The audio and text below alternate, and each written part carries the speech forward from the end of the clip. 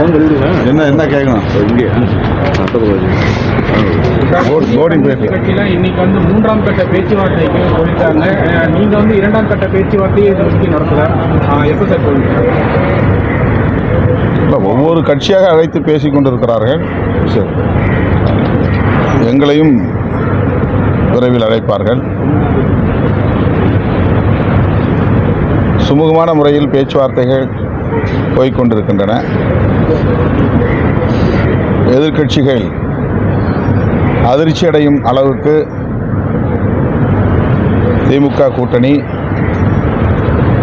கட்டுக்கோப்பாக இருக்கிறது. நாளுக்கு நாள் புதிய பல கட்சிகள் இணைந்து இந்த கூட்டணியை வலிமைப்படுத்தி கொண்டிருக்கின்றன. திமுக தலைமையிலான கூட்டணிக்கு ஈடு கொடுக்கும் வகையில் தமிழகத்தில் மாற்று கூட்டணி ஏதும் இன்னும் உருவாகவில்லை. தமிழ்நாட்டு மக்களின் பேராதரவோடு இந்த கூட்டணி இந்த தேர்தலில் மகத்தான வெற்றியை பெறும். சார், ஜோதிமணி வந்து இன்னைக்கு என்ன சொல்லியிருக்காங்க, விஜய் வந்து இரண்டாம் இடத்துக்கு வருவார், கண்டிப்பாக வருவார் அப்படின்னு சொல்லி பேட்டி கொடுத்துருக்காங்க. அது அவங்களுடைய கருத்து. மக்கள்தான் தீர்மானிக்கக்கூடிய சக்தி. தேர்தலுக்கு பிறகுதான் தெரியும். விஜய் இந்த தேர்தலில் வந்து எந்த அளவுக்கு ஓட் பேக் வாங்குவாருன்னு நீங்கள் எதிர்பார்க்கணும்? இதெல்லாம் நம்ம முன்கூட்டியே யூகமாக சொல்ல முடியாது.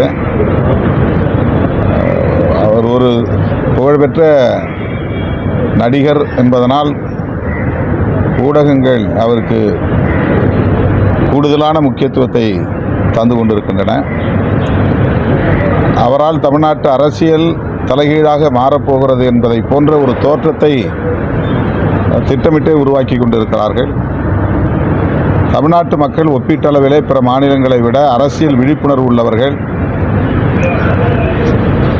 ஆகவே கடந்த காலங்களில் சினிமா என்கிற ஒரு மயக்கத்தில் தமிழ்நாட்டு மக்கள் வாக்களித்ததைப் போல தற்போதைய சூழலில் அப்படி வாக்களிக்க வாய்ப்பில்லை. கருத்தியலை விரிவாக விவாதிக்கக்கூடியவர்களாக இன்றைக்கு தமிழ்நாட்டு மக்கள் வாக்காளர்கள் அரசியல் விழிப்புணர்வு பெற்றிருக்கிறார்கள். எனவே சினிமா மயக்கம் தமிழ்நாட்டை இனி பாதிக்காது என்று நான் நம்புகிறேன். பிரதமர் கடந்த 1ஆம் தேதியாக வந்து போனார். அதே நேரத்தில் மீண்டும் பிரதமர் வந்து தமிழகத்தில் வரப்போறாரு. அதை நீங்கள் எதிர்பார்க்கணும்? இல்லை, மீண்டும் மீண்டும் வருவார். தேர்தல் நேரம் தானே, பிரச்சாரத்திற்கு வருவார். மறுபடியும் வருவார். இன்னும் கூட்டணியில் அவர்கள் பேச்சுவார்த்தையை தொடங்கவில்லை. யார் யாருக்கு என்னென்ன சீட் என்பது குறித்து இன்னும் எந்த முடிவும் அவர்கள் எடுக்கவில்லை. ஆகவே அவர் வந்து போவது வழக்கமான ஒன்றுதான். அதிலே ஆச்சரியப்படுவதற்கு ஒன்றுமில்லை. மூன்றாவது நாளாக நீட் தேர்வு அந்த மாணவர்கள் வந்து தொழில்நுட்ப கோளாறுனால கஷ்டப்படுறாங்கன்னு சொல்றாங்க. மூன்றாவது நாளாக நிலைமை நீடிக்கிறது. என்ன கோளாறு? தொழில்நுட்ப கோளாறுனா நீட் தேர்வு அப்ளை பண்றதுல மூணாவது நாளாக தொழில்நுட்ப கோளாறு பிரச்சனை இருக்கு அப்படின்னு நீட் தேர்வு மாணவர்கள் வந்து பிரச்சனை ஆன்லைனில் ஆன்லைனில் அப்ளை பண்றத இது உங்களுக்கு கருத்து என்ன?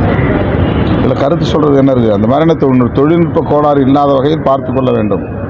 மாணவர்களுக்கு இலகுவாக பதிவேற்றம் செய்வதற்கு வழிவகை காண வேண்டும். ஓபிஎஸ் வந்து திமுக இணைஞ்ச சில நாட்கள் தான் ஆகுது. அதுக்குள்ள அவர் வந்து நான் இந்த இடத்துல போட்டி போட போறேன் அப்படின்னு சொல்லிட்டு அவர் மகனை விட்டு விருப்ப மனுலாம் பெற்றிருக்காங்க. அது ஒன்றும் தப்பு இல்லையா? அவர் திமுக ஆகிட்டாரு, அதனால் விருப்ப மனுக்கு போடுறதுங்கிறது இப்போ அவங்க வாங்கிட்டு இருக்கிறாங்க. அவரும் விருப்ப மனு போட்டு தானே ஆகணும். என்னைக்கு சேர்ந்தாலும் விருப்ப மனு போட்டு தானே ஆகணும்.